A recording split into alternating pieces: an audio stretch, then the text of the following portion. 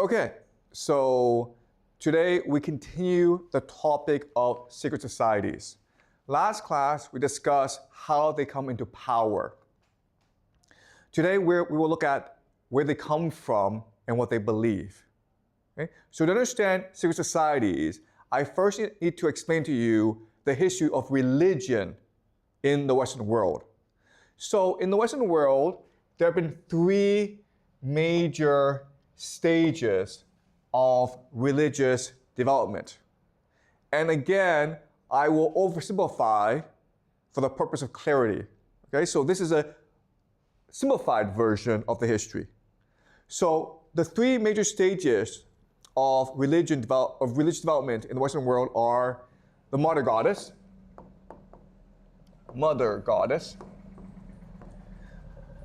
polytheism, and monotheism. Polytheism means many gods. You believe in many gods. Monotheism means one God, that only one God exists. So the mother goddess civilization came about because of agriculture. And in an agricultural world, you have two problems. The first problem is to make sure that your crops are healthy and you can harvest them in time. The second problem is to give birth, to have as many children as possible to work the fields. Okay, so these are the two problems. And because of that, a religion developed in order to facilitate both, called the mother goddess civilization. So at the center of this religion is the womb. The woman's womb is considered a divine portal from the spirit world into our world. It's almost like a cave, right? In which the spirit world can come out and manifest itself in our world. So the center of this religion is the womb of the woman. And as such, the women are in control. What's really important is to understand that in this world, everything is interconnected, harmonized, balanced together. So the womb is the center of this world, but then you have the stars. Okay, the stars. And of course, this gives rise to astrology. Astrology is the study of the movement of the stars in order to understand its impact on our world. Okay? Then you have, of course, the crops, right? So in an ideal world, all three are aligned together. By studying the stars, you know when to best plant the crops and when to best have children. And in this world, again, it is the women who are in control. They have the high status in society because they believe that women are direct representatives of the mother goddess who rules the world. Usually in this society, the mother goddess is represented as a bird, okay, a bird. Why? Because if you think about it, if you study all the animals in nature, it's the bird that has dominion over the sky. And if life comes from the sky, it makes sense that the mother goddess must be a bird of some sort. But the mother goddess is also paired with a bow, okay? A bow. Why? Because the bow is a symbol of virility and energy. You cannot get pregnant as a woman by yourself. You need a man to do it for you.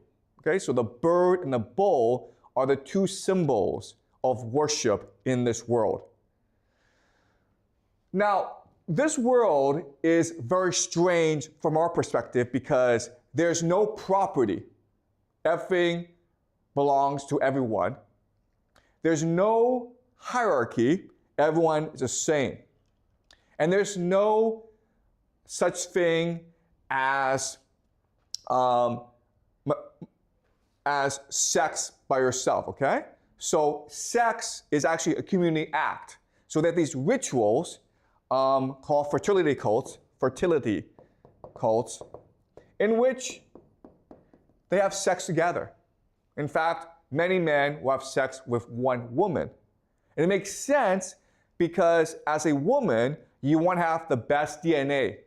You want to have the best sperm, right? You don't know who's going to have the best sperm, so just have sex with everyone, and whoever has the best sperm will give it to you. Okay? So that's the mother goddess civilization.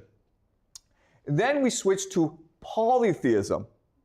So why did we make the switch? The answer is war. For the first time in human history, as populations increase, there's now struggle for resources. And what's the most important resource in this world? Do you guys know?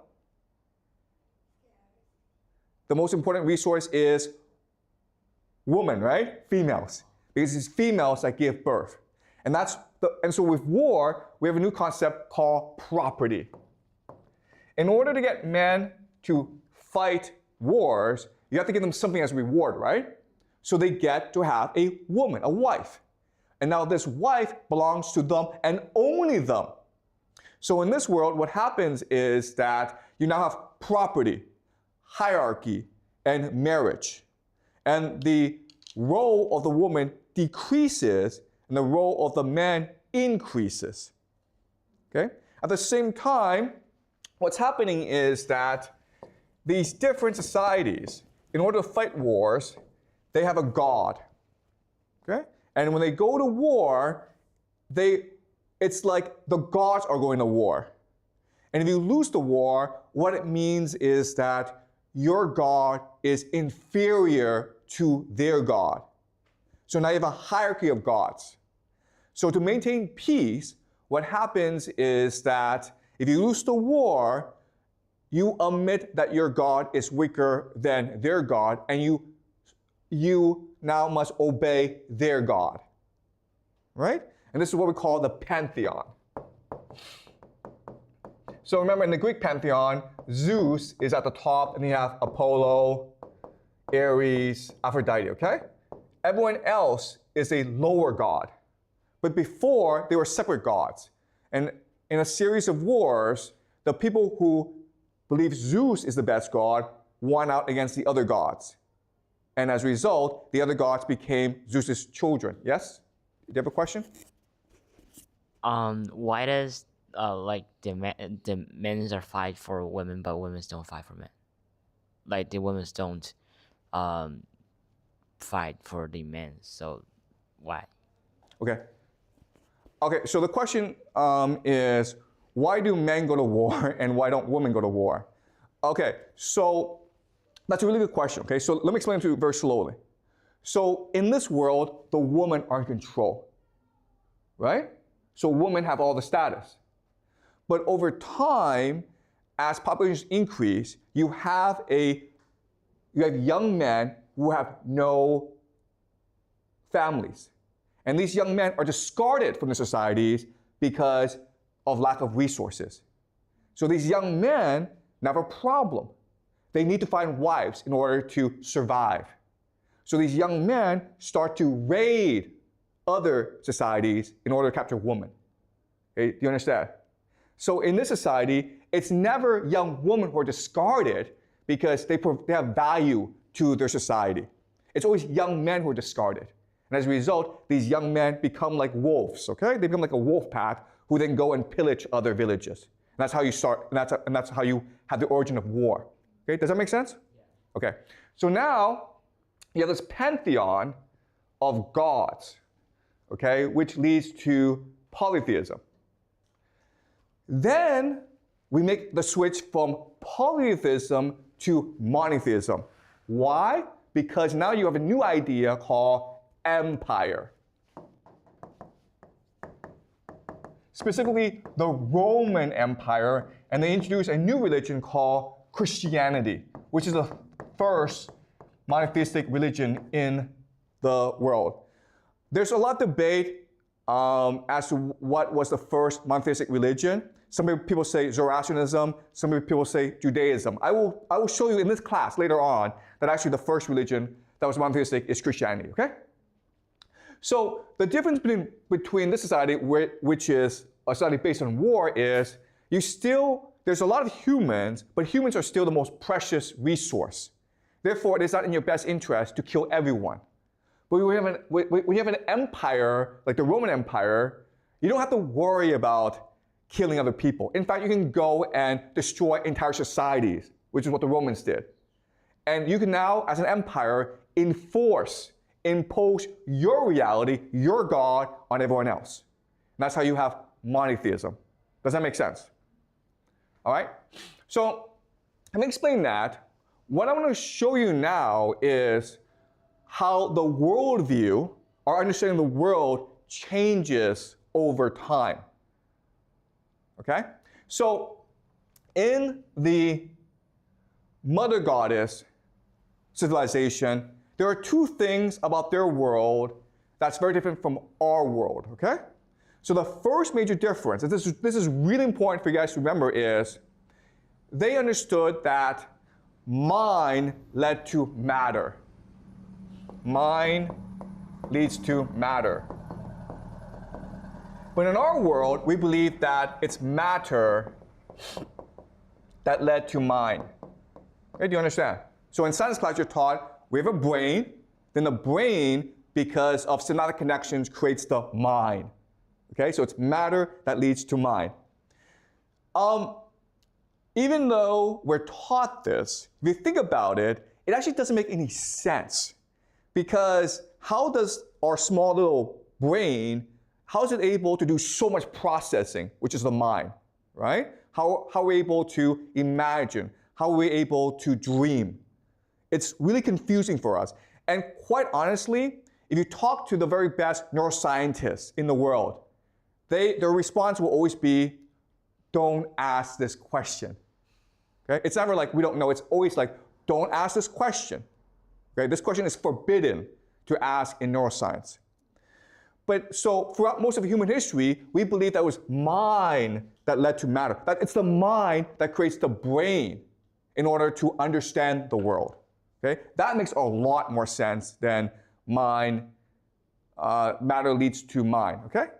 Okay, so that's the first major difference. Throughout most of human history, most societies believe that it was the mind that creates the brain. The second major difference is that this is a metaphorical world. In other words, they spoke using metaphors. They understood the world through metaphors. Today, we live in a literal world. Okay, what's the difference? Well, the difference is this. Let's just say that you and I fight. Well, we would say that, okay, what happened was that I became angry, the emotion overwhelmed me, and then I hit him, then he got angry, then he hit me back. Okay, this is a literal interpretation. But back then, the metaphorical understanding was that anger is a god who seized me and who propelled me into the fight. And then anger unleashed the god of vengeance, who fought back by seizing the other person to fight me back, okay? So we believed for most of human history that we were controlled by forces outside our control. Now, today, you may believe that the literal world makes more sense. But if you think about it, from the perspective of human thought, okay? How do you understand the world? How do you interpret what goes on in the world? The metaphorical understanding is actually much more useful. And that's why, and I know this is hard for you guys to understand, back then, they were much more creative than we are today. Okay? And also, the things that they were able to do are beyond our imagination. So for example, we've never really figured out how the Egyptians created the pyramids. Okay? For our explanation is aliens did it. Because their mind is beyond our imagination. Okay? So that shows you the switch. Now when we go to the polytheistic world, this system still continues, but they add more elements to make it more complex. Okay? So the first element is they believe that we are controlled by gods. We're the playthings of gods. Now, what's really important to understand is that these gods, Zeus, Apollo, Ares, they're no different from mortals. The only difference is they just live forever. Okay? So, for example, if you're a king, what do you like to do? Well, you like to go around and chase young girls around, okay? What does Zeus do all day? What does Apollo do all day? These gods, all they do is go around and chase young girls around. Okay, so there's absolutely no difference. Above the gods are the older gods, fortune, fate. So the belief was that even though these are gods, they're still controlled by forces beyond their understanding like fortune and fate. What mattered in this world was not to be good. What mattered in this world is to be lucky, okay? To be fortunate. Because that showed you that the gods favored you. And the last element, the most important element, is the unwritten and immutable laws of the universe. Okay? So a concept like justice. So think of gravity, how gravity gives structure to the universe, right? Well, back then they believed the same thing, where at the most fundamental level, there were concepts that existed like justice. And if you could have the favor of the gods, and you could be very lucky, but if you did things that were unjust, then eventually you'd be punished for it because you're breaking the structure of the universe. Okay? So this was the polytheistic worldview. Now, when you go to the monotheistic worldview, all this changes because now you have a new concept that never existed in human history before called one true God. And this changes everything, okay? Because before, as you can see, humans thought in a very complex, sophisticated, diverse, imaginative way about the world. But now, with the advent of Christianity, it's only one true God. And as such, you have three new concepts that become dominant in this world. These concepts have existed before, but now they're dominant. The first concept is the idea of truth. Okay? If there's one true God, then there must be one truth to the universe. And so when we move towards the truth, that is good, right? But when we move away from the truth, that is evil. So now you have a new concept called evil that didn't really exist before. Okay? You did good things because in this world, it was to your advantage. Now, in this world, if you defy God, that is evil. Okay? And now with truth and evil, you have a new concept called the individual. Before in this world, what mattered was your family, your community, your society, the people around you. Now, with the advent of one true God, the community, the family doesn't matter. What matters is your loyalty, your faith in the one true God. So you can actually step outside your community and just do what you believe is right, as long as you have faith in the one true God. All right? Okay. So these three concepts, truth, evil, individual, are important for you to remember because they underpin modernity. These three concepts, once they grow to a certain extent, they will create modernity, the world we live in. Okay? Our world is controlled by these three forces. Now, what's important for us to understand is these three concepts are beyond the human intuition. You cannot logically, by yourself, deduce or come up with these three concepts. This world of the monogoddess, it's intuitive. Okay? This polytheistic world is also intuitive, but the Christian world now is counterintuitive. Okay? So as a result, for monotheism to triumph, because it is so counterintuitive, it must now destroy the polytheistic world. Okay? So the Romans spent a lot of time, taking centuries and centuries, to destroy the polytheistic world. But the thing is this: you can never ever kill an idea. The idea, if it is being suppressed, just goes underground. Okay? So remember, here in the Mother God civilization, the main instrument of religious worship are fertility cults run by women. Well, now that war has come and men have taken over from women, what happened is that the woman went underground to create new religious organizations called mystery schools. And mystery schools, what they're trying to do is they're trying to maintain the best knowledge and traditions of the mother goddess civilization. Okay? Especially the fact that we come from the mind. We created the universe through our imagination. Okay? That's the main secret that they're trying to maintain. These mystery schools become extremely popular among the elite because they offer great sex. Okay? The elite join these mystery clubs as sex clubs, basically. Remember, in this civilization, what matters is the womb. So they develop all sorts of like secret sexual techniques to please the woman, to make the woman feel as though she's in harmony with the universe. In this world, the Mother Goddess, sex is a mechanism to communicate with the universe, to discover the secrets of the universe. And so they maintain these rituals in the mystery schools. And the most powerful people will participate in these mystery schools.